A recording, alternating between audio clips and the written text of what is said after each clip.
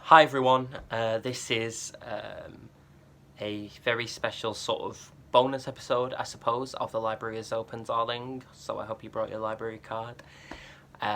It's not going to be a long one, it's just literally an opportunity for me to address some of the events that happened this weekend concerning the passing of Caroline Flack, who, if you're not aware, sadly it appears took her own life, I say, over the course of the weekend. Why is that important on this channel? Well, I'd argue it's important on any channel, on any platform, to talk about mental health and well-being, and, you know, particularly since I've often used books or literature more widely as a comfort and as a way of making sense of my feelings. I don't advocate that as a form of therapy or anything, but that's just how I've done it. I thought it was maybe useful to put something here. Whenever there's something like this in the media, it feels very personal, and it feels like a sort of recall, I suppose, or a memory. You know, I'm very open about admitting that I have, well, I was going to say had, it should be have, the present tense, have my own mental health issues that I live with. I don't say suffer from, I say live with now, daily, which has been the case, well, probably all my life, but in terms of being diagnosed since I was 14, possibly 15. You know, I'm also very open about admitting that with regard to the circumstances surrounding Caroline's passing, I'm only here today because my attempt at taking my own life failed many years ago now, and hence why it matters.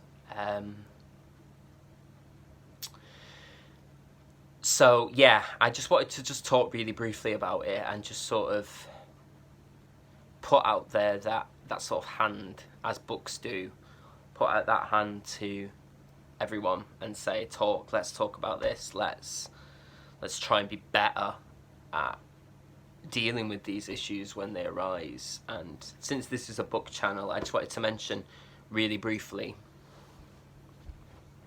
3 novels or memoirs, whatever, that have really helped me and deal with issues surrounding mental health and so on and so forth. It could have been loads because there's brilliant works out there that deal with it, but I wanted to just limit it to 3.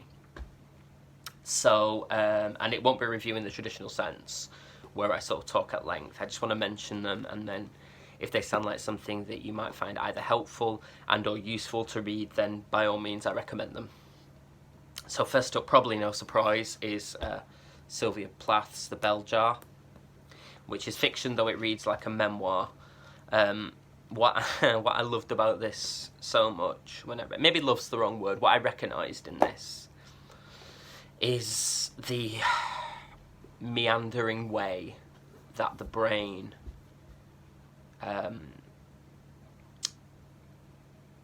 when it's mentally unwell handles situations, and the very sort of convoluted ways that it makes connections or leaps to ideas, conclusions, how it kind of floods your head, basically. And I think Sylvia Plath, bless her, she had many sufferings of her own, captures that really well. Sort of kind of related, and you may be more familiar with the film, although it is based on the book, is The Hours. It's got the film cover there, by Michael Cunningham, which is the story of 3 women living at different periods in time. One is Virginia Woolf, one is and I don't mean offence by this, it's how she describes herself, a housewife in the 40s, late 40s, early 50s in America, and one is Clarissa Dalloway in the 1990s in New York, and it's how their lives are interwoven. But it deals particularly well with Virginia Woolf's mental health issues, and also the issues of the housewife in the 40s. And it's a really beautiful memoir of how different people. It's not a memoir; it's fiction. Well, based on fact in terms of Virginia Woolf. It's just a really nice exploration of how different people react to similar circumstances, almost through a sort of intellectual lineage in a way. Third and finally is this, which was recommended to me by a friend who I won't mention because I don't have permission, by William Styron, and it's called Darkness Visible, a memoir of madness. Now, this is based on a lecture he gave in Baltimore in 1989 about psychiatry and psychology, and it's his chronicle of his own issues with mental health and how he talks about the darkness that descends. And it's really beautiful. He shares a quote from Job at the very opening, which I'd like to read now, because although it's not his original words, I think it sort of captures where the memoir goes. So it says, "For the thing which I greatly feared is come upon me, and that which I was afraid of is come unto me. I was not in safety, neither had I rest, neither was I quiet, yet trouble came." Which I think is a really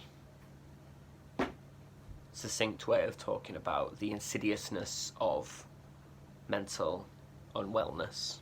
I think I prefer unwellness. So yeah, there were just a couple of recommendations should you be looking for literature. Like I say, there are thousands, probably millions more stories. I can only mention a couple. But I also wanted to link below some people you can contact if you or someone close to you, or even someone you barely know but are connected with, is struggling.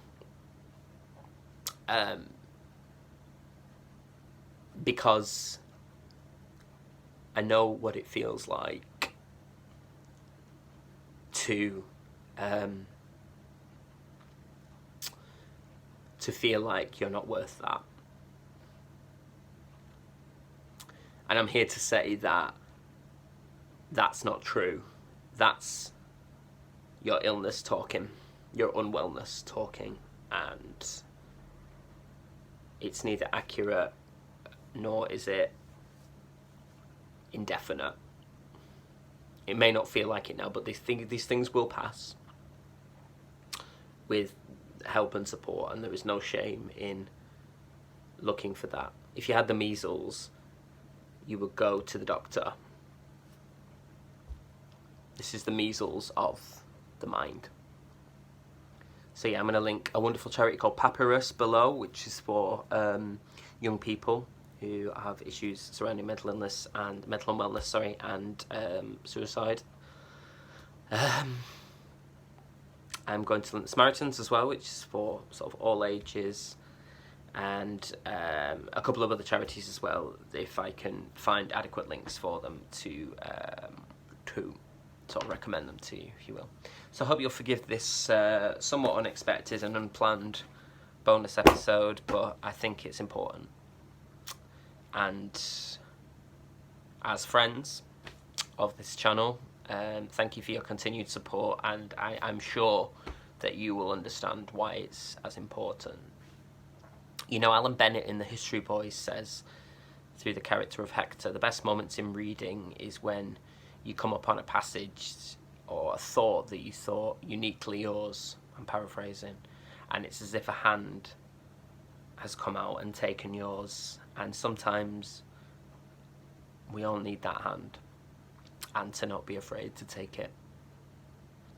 Okay, so value yourselves and be kind to yourselves and to everyone around you. Much love, and I'll see you for our regularly scheduled programming next week.